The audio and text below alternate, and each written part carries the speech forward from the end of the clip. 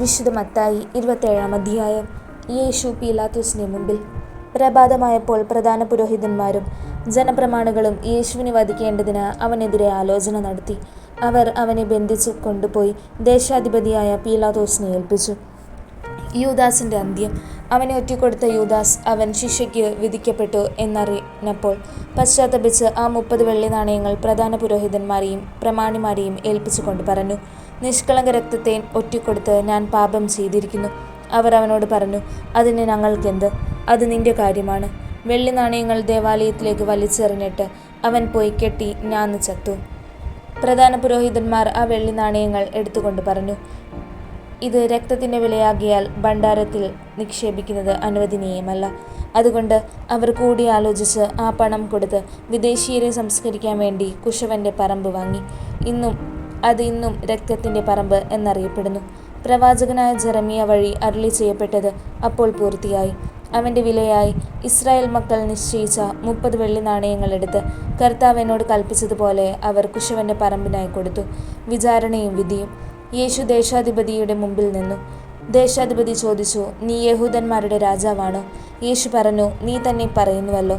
പ്രധാന പുരോഹിതന്മാരും പ്രമാണികളും അവൻ്റെ മേൽ കുറ്റം ആരോപിച്ചപ്പോൾ അവൻ ഒരു മറുപടിയും പറഞ്ഞില്ല. പീലാത്തോസ് വീണ്ടും ചോദിച്ചു, അവർ എന്തെല്ലാം കാര്യങ്ങൾ നിനക്കെതിരെ സാക്ഷ്യപ്പെടുത്തുന്നു എന്ന് നീ കേൾക്കുന്നില്ലേ?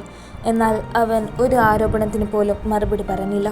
തന്നിമിത്തം ദേശാധിപതി അത്യധികം ആശ്ചര്യപ്പെട്ടു. ജനക്കൂട്ടം ആഗ്രഹിക്കുന്ന ഒരു തടവുകാരനെ ദേശാധിപതി തിരുനാളിൽ അവർക്ക് വിട്ടുകൊടുക്കുക പതിവായിരുന്നു. അന്ന് അവർക്ക് ബറാബാസ് എന്നു പേരുള്ള കുപ്രസിദ്ധനായ ഒരു തടവ് പുള്ളിയുണ്ടായിരുന്നു. അതുകൊണ്ട് അവർ ഒരുമിച്ച് കൂടിയപ്പോൾ പീലാത്തോസ് ചോദിച്ചു, ഞാൻ ആരെ വിട്ടു തരണമെന്നാണ് നിങ്ങൾ ആഗ്രഹിക്കുന്നത്? ബറാബാസിനെയോ ക്രിസ്തു എന്ന് വിളിക്കപ്പെടുന്ന യേശുവിനെയോ? അസൂയ നിമിത്തമാണ് അവർ അവനെ ഏൽപ്പിച്ചു കൊടുത്തതെന്ന് അവൻ അറിഞ്ഞിരുന്നു. മാത്രമല്ല, അവൻ ന്യായാസനത്തിൽ ഉപവിഷ്ടനായിരിക്കുമ്പോൾ അവൻ്റെ ഭാര്യ അവൻ്റെ അടുത്തേക്ക് ആളയച്ച് അറിയിച്ചു, ആ നീതിമാന്റെ കാര്യത്തിൽ ഇടപെടരുത്. അവൻ മൂലം സ്വപ്നത്തിൽ ഞാൻ ഇന്ന് വളരെയേറെ ക്ലേശിച്ചു. പ്രധാന പുരോഹിതന്മാരും പ്രമാണികളും ബറാബാസിനെ വിട്ടുതരാനും യേശുവിനെ നശിപ്പിക്കാനും ആവശ്യപ്പെടാൻ ജനങ്ങളെ പ്രേരിപ്പിച്ചു. ദേശാധിപതി വീണ്ടും അവരോട് ചോദിച്ചു, ഇവരിൽ ആരെ വിട്ടുതരണമെന്നാണ് നിങ്ങൾ ആഗ്രഹിക്കുന്നത്? അവർ പറഞ്ഞു, ബറാബാസിനെ. പീലാത്തോസ് അവരോട് ചോദിച്ചു, അപ്പോൾ ക്രിസ്തു എന്ന് വിളിക്കപ്പെടുന്ന യേശുവിനെ ഞാൻ എന്ത് ചെയ്യണം? എല്ലാവരും പറഞ്ഞു, അവനെ ക്രൂശിക്കുക. അവൻ അവരോട് ചോദിച്ചു, അവൻ എന്ത് തിന്മയാണ് ചെയ്തത്? അപ്പോൾ അവർ കൂടുതൽ ഉച്ചത്തിൽ വിളിച്ചു പറഞ്ഞു, അവനെ ക്രൂശിക്കുക. ബഹളം വർദ്ധിക്കുന്നതല്ലാതെ പ്രയോജനമൊന്നും ഉണ്ടാവുന്നില്ലെന്ന് മനസ്സിലാക്കിയ പീലാത്തോസ് വെള്ളമെടുത്ത് ജനങ്ങളുടെ മുൻപിൽ വെച്ച് കൈ കഴുകിക്കൊണ്ട് പറഞ്ഞു, ഈ നീതിമാന്റെ രക്തത്തിൽ എനിക്ക് പങ്കില്ല. അത് നിങ്ങളുടെ കാര്യമാണ്. അപ്പോൾ ജനം മുഴുവൻ മറുപടി പറഞ്ഞു, അവൻ്റെ രക്തം ഞങ്ങളുടെ മേലും ഞങ്ങളുടെ സന്തതികളുടെ മേലും ആയിക്കൊള്ളട്ടെ. അപ്പോൾ അവൻ ബറാബാസിനെ അവർക്ക് വിട്ടുകൊടുക്കുകയും യേശുവിനെ ചമ്മട്ടി കൊണ്ടടുപ്പിച്ച് ക്രൂശിക്കാൻ ഏൽപ്പിച്ചു കൊടുക്കുകയും ചെയ്തു. യേശുവിനെ പരിഹസിക്കുന്നു. അനന്തരം ദേശാധിപതിയുടെ പടയാളികൾ യേശുവിനെ പ്രത്തോറിയത്തിലേക്ക് കൊണ്ടുപോയി സൈന്യവിഭാഗത്തെ മുഴുവൻ അവനെതിരെ അണിനിരത്തി. അവർ അവൻ്റെ വസ്ത്രം ഉരിഞ്ഞുമാറ്റി ഒരു ചെമന്ന പുറങ്കുപ്പായം അണിയിച്ചു. ഒരു മുൾക്കിരീടം മെടഞ്ഞ് അവൻ്റെ ശിരസിൽ വെച്ചു. വലതു കൈയിൽ ഒരു ഞാങ്ങണയും കൊടുത്തു. അവൻ്റെ മുമ്പിൽ മുട്ടുകുത്തിക്കൊണ്ട്, യഹൂദരുടെ രാജാവേ സ്വസ്തി എന്ന് പറഞ്ഞ് അവർ അവനെ പരിഹസിച്ചു. അവർ അവൻ്റെ മേൽ തുപ്പുകയും ഞാങ്ങണയെടുത്ത് അവൻ്റെ ശിരസിൽ അടിക്കുകയും ചെയ്തു. അവനെ പരിഹസിച്ചത് ശേഷം പുറങ്കുപ്പായം അഴിച്ചു മാറ്റി അവൻ്റെ വസ്ത്രം വീണ്ടും ധരിപ്പിച്ച് കുരിശിൽ തറയ്ക്കാൻ കൊണ്ടുപോയി. യേശുവിനെ കുരിശിൽ തറയ്ക്കുന്നു. അവർ പോകുന്ന വഴി ശിമിയോൻ എന്ന ഒരു കിറേനക്കാരനെ കണ്ടുമുട്ടി.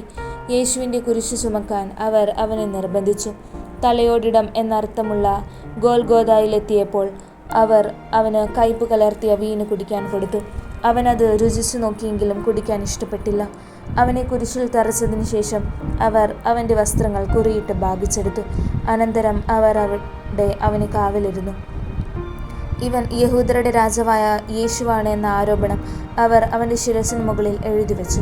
അവനോടുകൂടെ 2 കവർച്ചക്കാരെയും അവർ കുരിശിൽ തറച്ചു, ഒരുവനെ വലത്തും അപരനെ ഇടത്തും. അതിലെ കടന്നു പോയവർ തലകുലുക്കിക്കൊണ്ട് അവനെ ദുഷിച്ചു പറഞ്ഞു, ദേവാലയം നശിപ്പിച്ച് 3 ദിവസം കൊണ്ട് അത് പണിയുന്നവനെ, നിന്നെ തന്നെ രക്ഷിക്കുക. നീ ദൈവപുത്രനാണെങ്കിൽ കുരിശിൽ നിന്ന് ഇറങ്ങി വരിക. അപ്രകാരം തന്നെ പ്രധാന പുരോഹിതന്മാർ നിയമജ്ഞരോടും പ്രമാണികളോടുമൊത്ത് അവനെ പരിഹസിച്ചുകൊണ്ട് പറഞ്ഞു, ഇവൻ മറ്റുള്ളവരെ രക്ഷിച്ചു, തന്നെ രക്ഷിക്കാൻ ഇവന് സാധിക്കുന്നില്ല. ഇവൻ ഇസ്രായേലിൻ്റെ രാജാവാണല്ലോ. കുരിശിൽ നിന്നിറങ്ങി വരട്ടെ, ഞങ്ങൾ ഇവനിൽ വിശ്വസിക്കാം. ഇവൻ ദൈവത്തിൽ ആശ്രയിച്ചു, വേണമെങ്കിൽ ദൈവം ഇവനെ രക്ഷിക്കട്ടെ. ഞാൻ ദൈവപുത്രനാണ് എന്നാണല്ലോ ഇവൻ പറഞ്ഞിരുന്നത്. അവനോടൊപ്പം ക്രൂശിക്കപ്പെട്ട കവർച്ചക്കാരും ഇപ്രകാരം തന്നെ അവനെ പരിഹസിച്ചു. യേശുവിൻ്റെ മരണം. 6 മണിക്കൂർ മുതൽ 9 മണിക്കൂർ വരെ ഭൂമിയിലെങ്ങും അന്ധകാരം വ്യാപിച്ചു. ഏകദേശം 9 മണിക്കൂറായപ്പോൾ യേശു ഉച്ചത്തിൽ നിലവിളിച്ചു, ഏലി ഏലി ലമ്മ സബക്താനി, അതായത് എൻ്റെ ദൈവമേ, എന്തുകൊണ്ട് നീ എന്നെ ഉപേക്ഷിച്ചു. അടുത്ത് നിന്നിരുന്നവരിൽ ചിലർ ഇത് കേട്ട് പറഞ്ഞു, അവൻ ഏലിയായെ വിളിക്കുന്നു. ഉടനെ അവരിൽ ഒരാൾ ഓടിച്ചെന്ന് നീർപ്പഞ്ഞിയെടുത്ത് വിനാഗിരിയിൽ മുക്കി ഒരു നാങ്ങണമേൽ ചുറ്റി അവന് കുടിക്കാൻ കൊടുത്തു. അപ്പോൾ മറ്റുള്ളവർ പറഞ്ഞു, നിൽക്കൂ, ഏലിയ വന്ന് അവനെ രക്ഷിക്കുമോ എന്ന് കാണട്ടെ. യേശു ഉച്ചത്തിൽ നിലവിളിച്ചുകൊണ്ട് ജീവൻ വെടിഞ്ഞു. അപ്പോൾ ദേവാലയത്തിലെ തിരശ്ശീല മുകൾ മുതൽ താഴെ വരെ 2 കീറി, ഭൂമി കുലുങ്ങി, പാറകൾ പിളർന്നു, ശവകുടീരങ്ങൾ തുറക്കപ്പെട്ടു. നിദ്ര പ്രാപിച്ചിരുന്ന പല വിശുദ്ധന്മാരുടെയും ശരീരങ്ങൾ ഉയർപ്പിക്കപ്പെട്ടു. അവൻ്റെ പുനരുദ്ധാനത്തിനു ശേഷം അവർ ശവകുടീരങ്ങളിൽ നിന്ന് പുറത്തു വന്ന് വിശുദ്ധ നഗരത്തിൽ പ്രവേശിച്ച് പലർക്കും പ്രത്യക്ഷപ്പെട്ടു. യേശുവിന് കാവൽ നിന്നിരുന്ന ശതാധിപനും അവൻ്റെ കൂടെ ഉണ്ടായിരുന്നവരും ഭൂകമ്പവും മറ്റു സംഭവങ്ങളും കണ്ട് അത്യധികം ഭയപ്പെട്ടു. സത്യമായും ഇവൻ ദൈവപുത്രനായിരുന്നു എന്ന് പറഞ്ഞു. ഗലീലയിൽ നിന്ന് യേശുവിനെ അനുഗമിച്ചവരും അവന് ശുശ്രൂഷ ചെയ്തിരുന്നവരുമായ അനേകം സ്ത്രീകൾ അകലെ ഇക്കാര്യങ്ങൾ നോക്കിക്കൊണ്ട് നിന്നിരുന്നു. അക്കൂട്ടത്തിൽ മഗ്ദലേന മറിയവും യാക്കോബിൻ്റെയും ജോസഫിൻ്റെയും അമ്മയായ മറിയവും സബദിപുത്രന്മാരുടെ അമ്മയും ഉണ്ടായിരുന്നു. യേശുവിനെ സംസ്കരിച്ചു. വൈകുന്നേരമായപ്പോൾ അരിമത്തയാക്കാരൻ ജോസഫ് എന്ന ധനികൻ അവിടെ എത്തി. അവനും യേശുവിന് ശിഷ്യപ്പെട്ടിരുന്നു. അവൻ പീലാത്തോസിൻ്റെ അടുത്ത് ചെന്ന് യേശുവിൻ്റെ ശരീരം ചോദിച്ചു. അത് അവന് വിട്ടുകൊടുക്കാൻ പീലാത്തോസ് കൽപ്പിച്ചു. ജോസഫ് ശരീരമെടുത്ത് ശുചിയായ ഒരു തുണിയിൽ പൊതിഞ്ഞു പാറയിൽ വെട്ടിയുണ്ടാക്കിയ തൻ്റെ പുതിയ കല്ലറയിൽ സംസ്കരിച്ചു. കല്ലറയുടെ വാതിൽക്കൽ ഒരു വലിയ കല്ലുരുട്ടി വെച്ചിട്ട് അവൻ പോയി.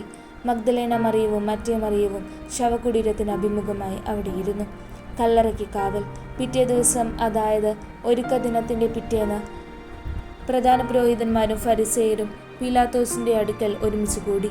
അവർ പറഞ്ഞു, യജമാനനെ, 3 ദിവസം കഴിഞ്ഞ് ഞാൻ ഉയർത്തെഴുന്നേൽക്കുമെന്ന് ആ വഞ്ചകൻ ജീവിച്ചിരുന്നപ്പോൾ പറഞ്ഞത് ഞങ്ങൾ ഇപ്പോൾ ഓർമ്മിക്കുന്നു. അതിനാൽ 3-ാം ദിവസം വരെ ശവകുടീരത്തിന് കാവൽ ഏർപ്പെടുത്താൻ ആജ്ഞാപിക്കുക. അല്ലെങ്കിൽ അവൻ്റെ ശിഷ്യന്മാർ വന്ന് അവനെ മോഷ്ടിക്കുകയും അവൻ മരിച്ചവരിൽ നിന്ന് ഉദ്ധാനം ചെയ്തെന്ന് ജനങ്ങളോട് പറയുകയും ചെയ്തെന്ന് വരും. അങ്ങനെ അവസാനത്തെ വഞ്ചന ആദ്യത്തേതിനേക്കാൾ ഗുരുതരമായി തീരുകയും ചെയ്യും. പീലാത്തോസ് അവരോട് പറഞ്ഞു, നിങ്ങൾക്കൊരു കാവൽ സേനയുണ്ടല്ലോ, പോയി നിങ്ങളുടെ കഴിവ് പോലെ കാത്തുകൊള്ളുവിൻ. അവർ പോയി കല്ലിന് മുദ്ര വെച്ച് കാവൽക്കാരെ നിർത്തി കല്ലറ ഭദ്രമാക്കി.